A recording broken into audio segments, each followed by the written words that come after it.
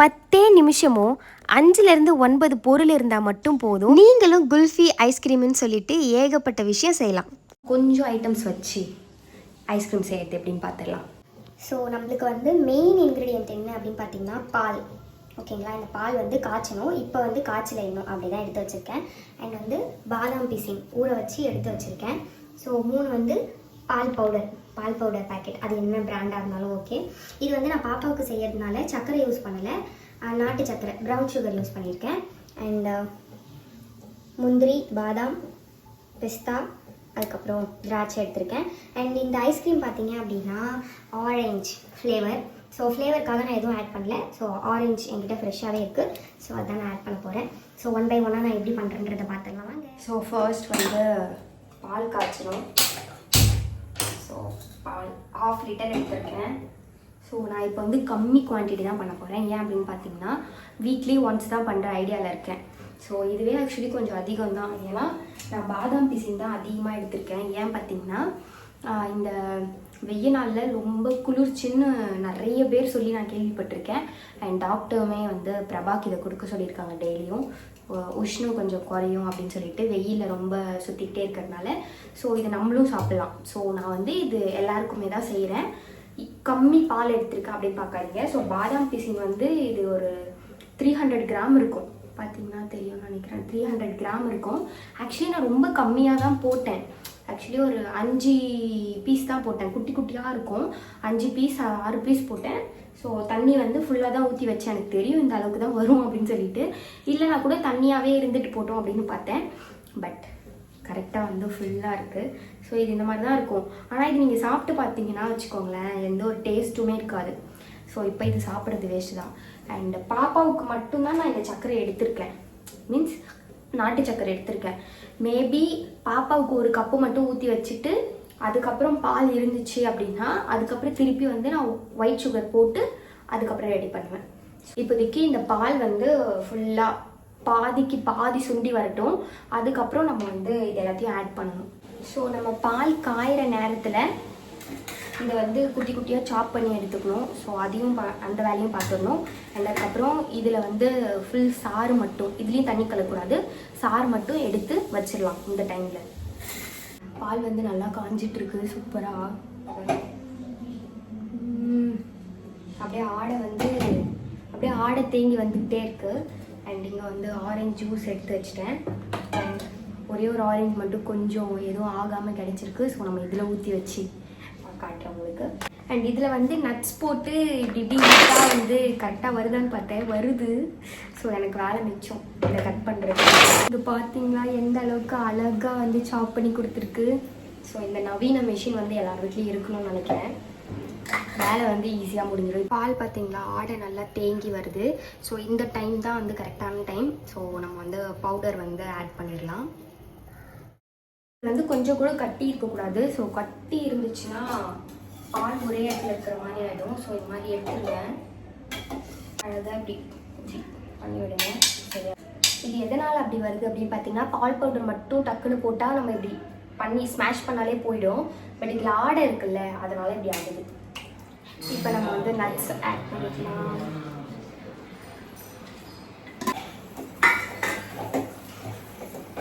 நான் வந்து பாப்பாவுக்கு இந்த ஒரு குட்டி கிளாஸில் தான் கொடுக்க போகிறேன். ஸோ எசன்ஸ் எதுவும் சேர்க்காதனால ஆரஞ்சு ஃப்ளேவர்.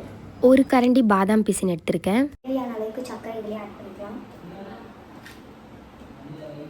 அந்த கிளாஸ் ரொம்ப குட்டியாக இருக்கிறதுனால பால் ஊற்றினா ரொம்ப எசன்ஸ் தான் அதிகமாக இருக்க மாதிரி இருக்கும். ஸோ அதனால் நான் கொஞ்சம் பெருசாக எடுத்துக்கிட்டு அதில் பாதி ஊற்றி வச்சுக்கலான்ற மாதிரி ஐடியா. ஸோ அதில் ஊற்றி ஒரு பக்கத்தில் வச்சுட்டேன். இப்போ இது வந்து நம்ம சாப்பிட்றதுக்காக லைக் அடல்ட் எல்லாருமே சாப்பிட்ற மாதிரி. ஸோ இதில் வந்து நான் ஒயிட் சுகர் சேர்க்க போகிறதுனால தனியாக பண்ணுறேன். நீங்கள் எல்லாருக்கும் ஒரே மாதிரி பண்ணுறீங்கன்னா ஓகே, நீங்கள் ஒரே டைம் முடிச்சிடலாம். ஸோ நான் இப்போ வந்து எசன்ஸ்க்காக ஆரஞ்சு சேர்த்துட்டு அதே மாதிரி பாதாம் பீசின் சேர்த்துட்டு எல்லாத்தையும் கலந்து விட்டுட்டு சர்க்கரை ஆட் பண்ண போகிறேன். அவ்வளோதான். ஸோ உங்களுக்கு வந்து சப்ஜா சீட்லாம் பிடிக்கும்னா நீங்கள் அதையுமே ஆட் பண்ணிக்கலாம். அதுக்கப்புறம் பார்த்தீங்கன்னா சர்க்கரை வந்து நான் ரொம்ப கம்மியாக தான் போட்டிருக்கேன். ஏன்னா எங்களுக்கு இவ்வளோ போதும். உங்களுக்கு மேபி இன்னும் சர்க்கரை அதிகமாக வேணும் அப்படின்னா நீங்கள் சர்க்கரை மட்டும் அதிகமாக சேர்த்துக்கோங்க. கம்ப்ளீட்டாக வந்து 1 hour வந்து கூல் டவுன் பண்ணிடணும். அதுக்கப்புறம் தான் ஃப்ரீசரில் வைக்கணும். ஸோ ஃபுல்லாக ஆறிடுச்சு. ஸோ இதை வந்து நம்ம கரைச்சிட்டு நல்லா சர்க்கரை வந்து கரையில் இல்லை, சர்க்கரை கரைச்சிட்டு இதில் சேர்த்துக்கலாம். ஏன்னா நான் ஸ்லைஸ் பண்ணி தான் எடுக்க போகிறேன். ஸோ ஸ்லைஸ் பண்ணுறதுக்கு இந்த மாதிரியான ஒரு இதில் கரெக்டாக இருக்கும். இல்லை டப்பா மாதிரி நீட்டாக இருந்துச்சுன்னா அதில் கரெக்டாக இருக்கும். பட் நான் இப்போ இதில் தான் ஊற்றி வைக்க போகிறேன். ஏன்னா 4 ஸ்லைஸாக பண்ணுறேன்.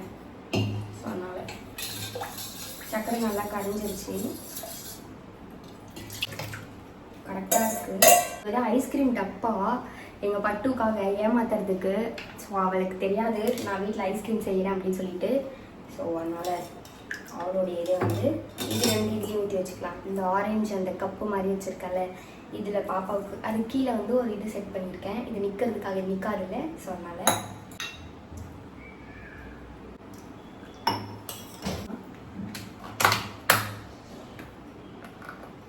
ஸோ ஃபர்ஸ்ட் டைம் நான் செஞ்சுருக்கிறதுனால பாப்பா சாப்பிட போகிறது. ரொம்ப குட்டி பிள்ளையாக இருக்கும்போது சாப்பிட்ருக்கா, வீட்டில் செஞ்சுருக்கேன். ஸோ இது வந்து இப்போது நனவு கொஞ்சம் தெரிகிற போது சாப்பிட்றதுனால நான் பிளாஸ்டிக்கில் ஊற்றி வச்சுருக்கேன். பட் பிளாஸ்டிக்கில் ஊற்றி வைக்கிறது தப்பு, அவாய்ட் பண்ணிக்கோங்க. நான் ஃபர்ஸ்ட் டைம்ன்றதுனால இப்படி ஊற்றி வைக்கிறேன். அடுத்த டைம்னால் நானே சொல்லிப்பேன், நான் தான் செஞ்சேன் சாப்பிட்டு பாரு அப்படி சொல்லிட்டு. ஸோ அதுக்காக ஸோ இது எல்லாத்தையும் அப்படியே ஃப்ரிட்ஜில் வந்து போய் ஸ்டோர் பண்ணி வச்சிடலாம். ஃப்ரீசரில் மினிமம் 6 hours to 8 hours வந்து நீங்கள் ஸ்டோர் பண்ணி வைக்கணும். அப்போ தான் வந்து இந்த மாதிரி உங்களுக்கு ஒரு ஐஸ்கிரீம் ஒரு குல்ஃபி கிடைக்கும். ஆக்சுவலி இது குல்ஃபி தான், பட் நான் அந்த குல்ஃபி மால்ட்டில் போடாமல் இந்த மாதிரி போட்டிருக்கேன். அண்ட் காலையில் ஒரு எப்படி சொல்கிறது, டிஃபன் சாப்பிட்டு முடித்த உடனே ஒரு 11 o'clockலாம் பட்டு கேட்டுட்டா. ஸோ எனக்கும் என்ன பண்ணுறது தெரில, சரின்னு நானும் கொடுத்துட்டேன். இந்த மாதிரி அம்மா தான் செஞ்சேன்னு சொன்னோடனே சூப்பராக இருக்குது சொன்னால் எனக்கு ஒரே ஜாலியாகிடுச்சு. அண்ட் இன்னொரு பாத்திரத்தில் வச்சுருந்தேன்ல, அதை வந்து இந்த மாதிரி கை போட்டு இப்படி பண்ணாலே வந்து ஓரளவுக்கு வந்துடும். பட் எனக்கு இம்மிடியேட்டாக எடுக்கணுன்றதுனால ஒரு 10 செகண்ட் ஒரு 1 மினிட்லாம் வச்சிங்கன்னா இன்னும் ரொம்ப இதுவாகிடும். ஸோ நீங்கள் கொஞ்சம் நேரம் இப்படி வச்சுட்டு இந்த மாதிரி ஒரு பிளேட்டுக்கு வந்து ட்ரான்ஸ்ஃபர் பண்ணிக்கோங்க. ஸோ உங்களுக்கு வந்து குல்ஃபி கிடச்சிரும். ஸோ நீங்கள் அப்படியே ஸ்லைஸ் பண்ணி கொடுக்குறவங்களுக்கு கொடுத்துக்கலாம். ஸோ நான் ஃபஸ்ட்டு வந்து என்னுடைய அம்மாவுக்கு கொடுத்தேன். என்னுடைய அம்மா வந்திருந்தாங்க ஆஃப்டர்நூன். நான் சொன்ன மாதிரி இது வந்து எங்களுக்காக மட்டும் இல்லை. ஸோ இது நான் வந்து மற்றவங்களுக்கும் கொடுக்க தான் போகிறேன். ஸோ நம்ம மட்டும் ஹெல்த்தியாலாம் இருக்கக்கூடாதுல்ல, எங்களை சுற்றி கொஞ்சம் பசங்களாம் இருக்காங்க. ஸோ எல்லாேருக்கும் ஐஸ்கிரீம்லாம் பிடிக்கும். ஸோ அவங்களுக்கும் நான் இதை கொடுக்க போகிறேன். இதை 4 ஸ்லைஸாக பண்ணி ஒரு வீட்டுக்கும் ஒன்று கொடுத்துட்டு ஒரு பீஸ் எங்களுக்கும் ஒரு பீஸ் வந்து என்னுடைய அம்மா வீட்டுக்கும் கொடுத்து அனுப்பலான்னு இருக்கேன். பட் எப்படி வரும்னு தெரியல, எவ்வளோ டேஸ்ட்டாக இருக்குன்னுலாம் எனக்கு தெரியல. நான் இன்னும் வந்து சாப்பிட்டு பார்க்கல. பட்டு சாப்பிட்டுட்டா. இப்போ வந்து இந்த ஆரஞ்சு செஞ்சு வச்சுருந்தேன்ல, அந்த இது வந்து பட்டு கேட்டா இது எனக்கு தானம்மா அப்படின்னு நான் சொன்னேன் இது அவளுக்குன்ட்டு. ஸோ அதை நான் வந்து ஈவினிங் போல் கொடுக்குறேன்னு சொல்லியிருந்தேன். ஸோ அதையும் கேட்டா அவளுக்கும் நான் ஒரு பீஸ் கொடுத்துட்டு அப்படியே என்னுடைய அம்மாவுக்கு கொடுத்துட்டேன். என்னுடைய அம்மா வந்து சாப்பிட்டுட்டு இது எப்படி செஞ்சேன்னு கேட்டாங்க. அதுலேயே எனக்கு வந்து ரொம்ப ஹாப்பியாகிடுச்சு. ஸோ இது நல்லா இருக்குது அப்படின்ற மாதிரி. அண்ட் பட்டுமே வந்து அழகாக ஒரு இடத்துல போய் உட்காந்து சாப்பிட ஆரம்பிச்சிட்டா. ஸோ இது வீட்டில் செஞ்ச ஐஸ்கிரீம் மாதிரிலாம் இல்லை, ஏதோ கடையில் வாங்கிட்டு வந்து வச்சுட்டு இப்படி சொல்கிறீங்கன்ற மாதிரி சொன்னாங்க. நான் சொன்னேன் அதுக்கப்புறம் இல்லை இது வீட்டில் செஞ்சது தான் அப்படின்னு சொல்லிட்டு.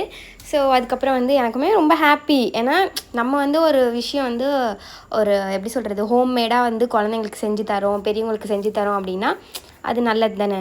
அண்ட் நைட் வந்து மக்கும் கொடுத்துட்டு அவனும் சூப்பராக இருக்குன்னு சொல்லியிருந்தான். ஸோ நீங்களும் வீட்டில் செஞ்சு பாருங்கள் one time. And thanks for வாட்சிங். பாய்.